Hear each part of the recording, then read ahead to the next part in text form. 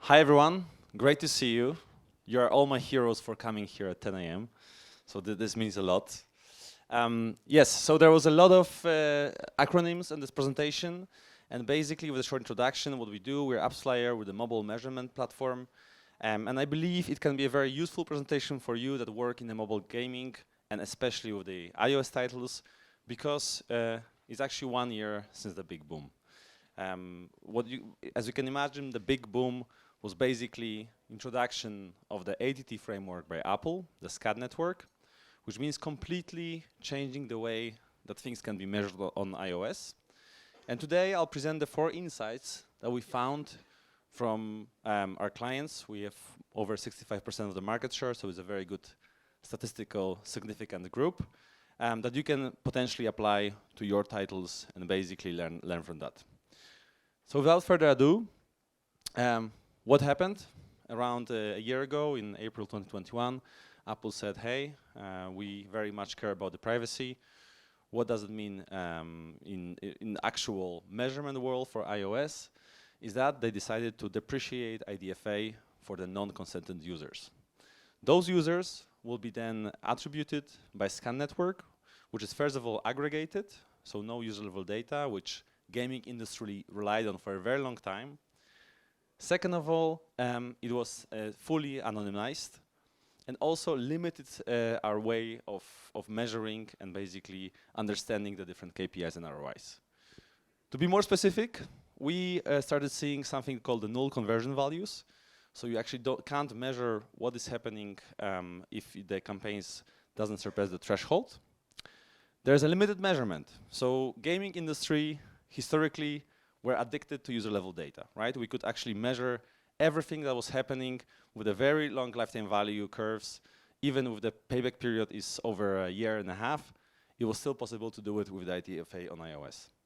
Now we have only 6 bits or 64 combination basically of what you can measure with the iOS. There's a timer challenge, so things that can be measured only between 24 to 48 hours with certain extensions. So basically the first 2 days, you need to find a proxy event that will let you know how well you can measure that. And the duplicated attribution, which is of course also a huge challenge since SCAD, as I mentioned, is aggregated and anonymized. And we have 2 types of users, so consented and non-consented. There definitely will be duplicates. And those kind of break the whole baseline of organic, non-organic, and effective CPIs. In short, the whole industry kind of looked like this when Apple introduced it all. And this situation lasted for a while. So to give you the idea, basically what was happening then on the market, we could see that definitely there was a very strong effect on what's happening on the monetization side. So I won't focus on all the 6 quadrants, but I'd like to point out the lower one. That's the bad news. Actually, both in-app purchases and ad monetization suffered greatly in the last year on the iOS side, mainly due to the fact that basically you couldn't measure that on the user level, be it the ad impressions or actually the in-app purchases. The good news, so while you're here, the first quadrant, even though all those changes happened, the industry and the market is still very much growing. So despite the huge COVID boost of the gaming industry, it's still a right place to be. We see definitely a strong increase in the number of total installs on Android, but also then at the gaming industry overall. Now, and this is something I call the denial stage, because the first answer for the first 3 to 4 months on how to tackle the iOS challenge was, hey, Android. Let's just move our budgets to Android. And this is understandable. A lot of studios were thinking, okay, it's very unclear how we can measure that. It's very unclear how we can get the value out of it. Let's just see what's happening in Android. So we could see that in definitely the first part of the timeline. As we move forward, more and more adoption of the iOS scan. As always, gaming is leading by example so in the app industry. So definitely we see more and more scan adoption, which brings the overall non-organic total up. This year is actually looking as a very stable setup. What was driving that? Definitely that was all based on the US. So US is still the king when it comes to the gaming and looking at the different countries. That didn't change that much for iOS. So still the targeting, the targeting is basically for the tier 1 countries. Is also wasn't really the time to experiment. An interesting part is what we see, especially in the Q4 and Q1 2022. So this cost per install finally starts stabilizing, and this is also due to the fact that more and more companies are adopting the scan conversion setup, the scan conversion modeling, as well as the ATT Prompt. I'll talk about it in a second. The uptime rates are very much getting increased. That being said, Q2 and Q3 of 2021 for the app install on iOS, they weren't the happy times. It was definitely something that the whole industry could experience.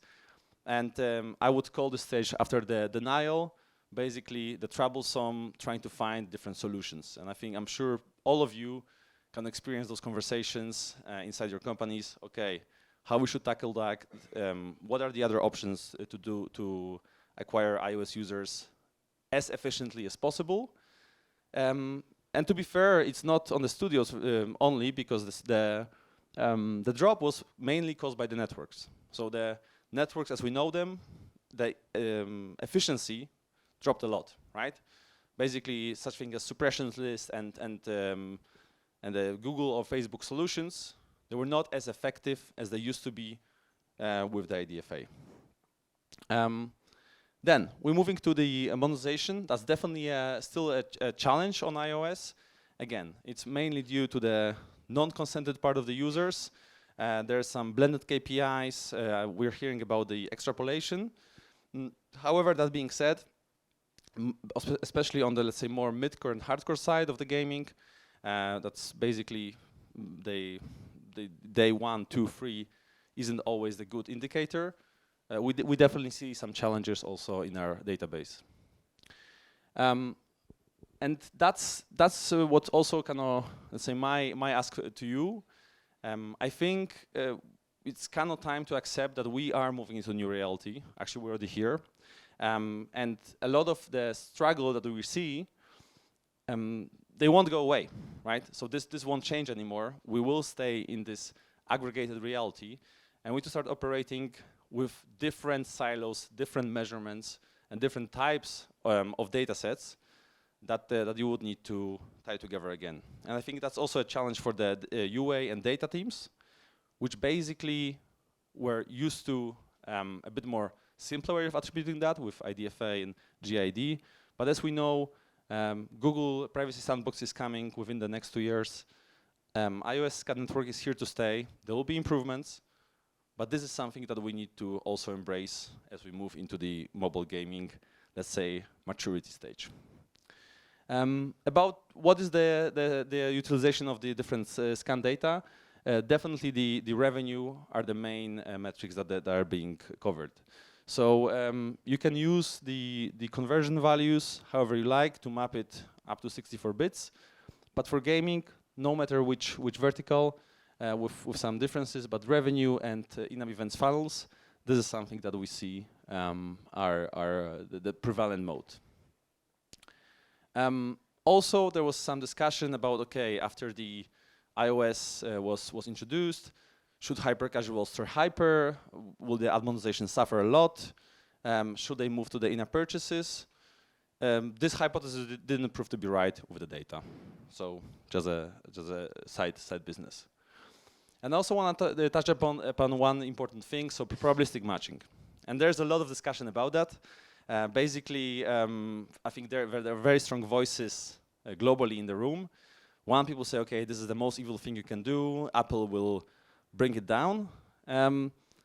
However, then if you look at the data in a second, it's actually not the fact. And even if Apple is to bring it down in 2, 3, 5 years from now, there's a big point of, will you be still existing in 2, 3, 5 years from now, right? I mean, this is basically the field that Apple is not doing anything with that, although their policies are very much worded in a sense that they deem it to be not supported.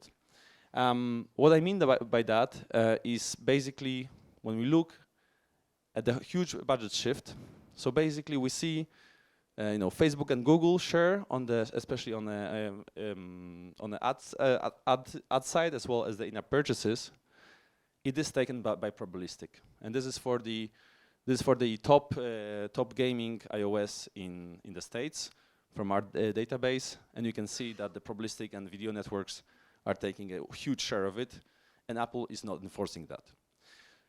I don't want to give any recommendations here. I also think it might be that Apple will double down on that and actually disallow it. This then brings a question, because owned media in a sense is also then probabilistic matching. So what's going to happen to that? But at the same time, I think uninstall measurement is banned on iOS since 10 years. Apple didn't do anything with that. So this is really kind of a question, what's your strategy approach? I believe this is just a rational one. If there's no consequence to that so far, the gaming studios are doing it. Yeah, and very similar situation, different situation when it comes to Android, just to show you the difference, but I still want to be conscious of time and move on to the other stages. What also iOS brought is a big comeback of the cross-media strategies. So basically, we see that the usual app-to-app networks campaigns is not the only thing that we see in the mix. And even yesterday, talking to many of you, I've heard a really good feedback about this cross-media strategy. So to quickly run it through that, basically we also saw the things like web-to-app. This is a great comeback of web-to-app. This is something that we definitely see not only on the pricing side, right? It's usually much more cheaper to acquire users through web and then convert them to app, but also it helps a little bit with the SCAD problem, because SCAD network only attributes app-to-app traffic, right? So basically, this is the web-to-app. Of course, deferred deep linking doesn't work, but then you can also use the deep links to use the web-to-app functionalities. Next thing, influencer marketing. For me personally, the winner of the last year. A lot of studios we work with, I talk to, they're very, very happy with the results. Completely different approaches, which is also very interesting. But they all are extremely satisfied on different type of scales about the influencer marketing, which I think is also something that's kind of great in a sense that it goes outside of the traditional way of acquiring users. It gives you the retain of your data. You can also use different type of templates to basically measure and attribute that. And I believe it's also something that's here to stay. And then, of course, social to app. I won't spend too much time on that. But that's the other very hot topic, cross-promotion. In gaming, basically, in the last 2 years, we see one huge consolidation of the market. So I think every month, if you open the news, there's someone acquiring someone.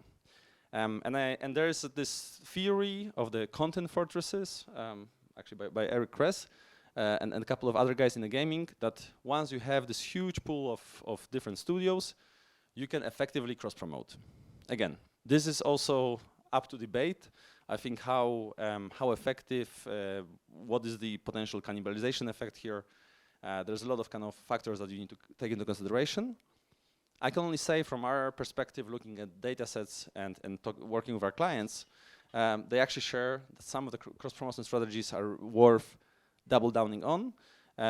But that being said, it requires a very strong BI capabilities just to avoid the certain cannibalization processes.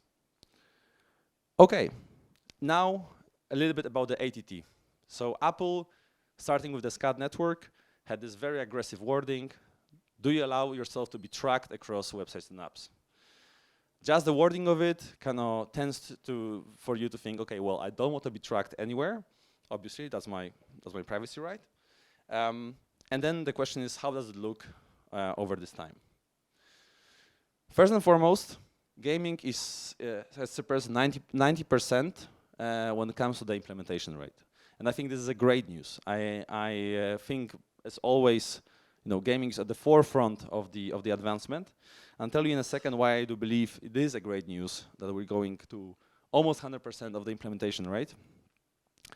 Basically, look at the consent rate. So The big fear was that if we start, the consent rate will drop to between 15 to 20%. Currently, when you look at the gaming, it's around 46% of the users consenting in the app. So the consent between users and the networks is also on the 32%, which gives you a very strong base of the of the full set of data of what those users do. It gives a lot of possibilities to extrapolate and to compare the non-consented traffic or the probabilistic traffic to what's happening with the users that are consented. And I think this is opt-in rate. So again, that's the average. But I think this opt-in rate gives a lot of hope in terms of like in which direction that's going, because in the beginning, the opt-in rates were much, much lower. And again, culture, country, very much affects the opt-in rate. You could see that in general, and again, that's the general rule of thumb. But the more, let's say, privacy aware, or when the privacy topic comes up in the debates in the national countries, is definitely something that is being taken into consideration. Like we see Germany with 39% consent rate, where data privacy is a very big topic. Compared, let's say, even if you go to Brazil or France, France is one of the leaders with 51% consent rate at the ATT. So in general, we believe that it is happening a similar situation to what we saw with the GDPR and the cookies on the website. There was a big commotion of, okay, there are cookies going to be shown on every website and it has to be shown before there's a content released. And now we basically click on yes or accept the preferences without even thinking about it. And there's a certain signals that that's the direction where the general experience of users is going to. And we believe that definitely it will lead to a higher IDFA collection rates, which of course there's a huge part of it that is done by you, by the gaming studios, by educating what's in it. Because I believe that actually this helps a lot. This helps to understand the end users that targeted ads, that certain advantages in the game are not that bad compared to being shown, I don't know, on the casino or voting ads that you are not interested in. So there's definitely a lot of part in the pre-ATT window that we saw in many games, and I think that's a very good path to go. Now a little bit on when to show the ATT prompt. And I remember myself talking about it in webinars that it should be maybe test in day 2 or 3. I want to apologize for that. That was all wrong. The truth is, it's only like open.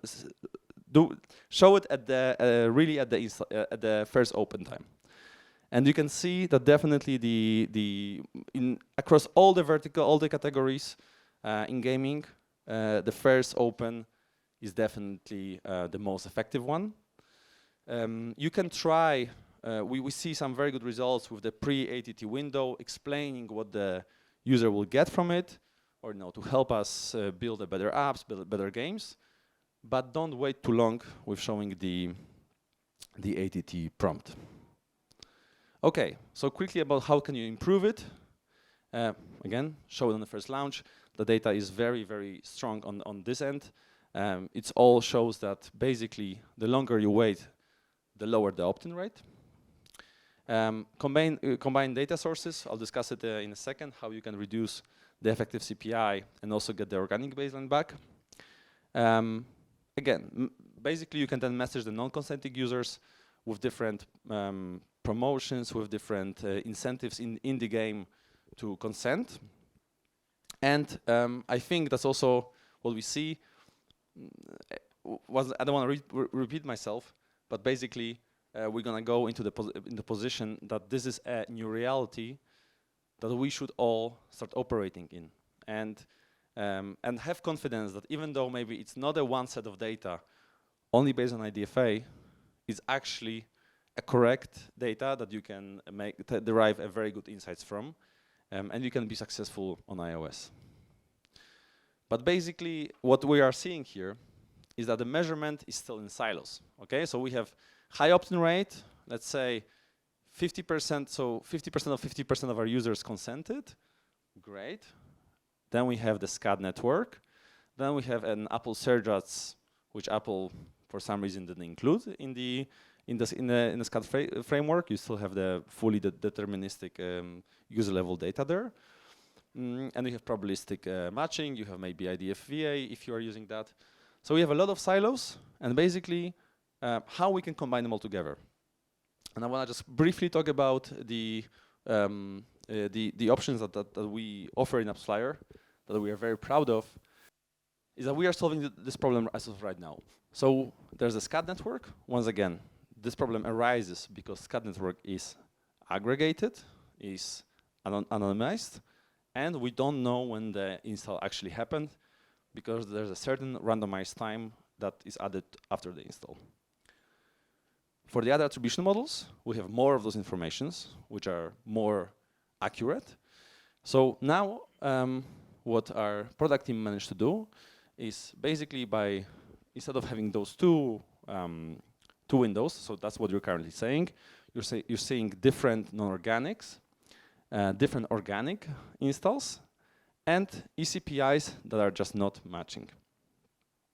With single source of truth, we are combining basically those two data sets with, I think, simple but brilliant solution in a sense that it's simple because it only checks if the attribution by different AppsFlyer models was already done before taking it into the scan attribution. What does it bring?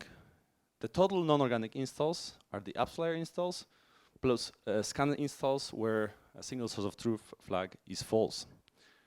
In short, what we saw with our clients in beta, we have the average uplift of attributed installs by 42.8%. What's most important, the ECPI, you get it finally in line. So it's actually decreased by 20% compared to scanned data alone. And what I think especially is important for the ASO teams or for anyone that also puts a lot of effort into organic baseline, basically you get back your organic baseline. So in short, this 1 year of pain is coming to an end because you are finally getting one number for non-organic, one number for effective CPI, and one number for organic by the single source of truth, which, by the way, will be released to all AppsFlyer clients. Is already released, sorry, to all AppsFlyer clients, and you can start using that in your dashboard. To summarize it, the 4 learnings I think that I want to share with you, what we see with different clients. I think, first of all, we know it wasn't an easy time on iOS, and we know it is probably the smartest decision to start with Android at the change. But I think we need to kind of come up to the point where it's like, okay, we can't deny anymore this huge market and very great users on iOS. So it really makes sense to embrace this new reality and try to find your way, trying to test things, trying to find the channels that are working for you, and also put a special focus on ATT and aggregate campaign measurement. Second, rethink your measurement strategy when it comes to those, as I mentioned, those multiple attribution methods, multiple data sets. And I think this is also the time when the UA managers should work very closely with the data scientists. I know that most of you are already doing that. But to understand basically where the most valuable users are, there's a very strong understanding of the data. Lastly, I would definitely pay a close attention to the media, to the own media, like influencers, like web to app, like cross promo, because all those things are, first of all, for now cheaper. Looking at the big iOS networks that had this, due to the loss of inefficiencies, their prices went up. We're gonna have also, I mean, the whole industry is talking about the MMM, so marketing mix modeling, incrementality. And this is just, for me, this is just basically extending the toolbox of what you can use and basically trying to understand how different treatments are affecting your growth strategy. And lastly, definitely if you're using AppsFlyer, test out the single source of truth, because I believe it helps you a lot in basically getting back to measuring the campaigns correct again, and planning the budgets and planning the growth within the iOS. Am I on time? And time for the question? Yes, no? Okay, great. So thank you very much. And let me know if there are any questions about that.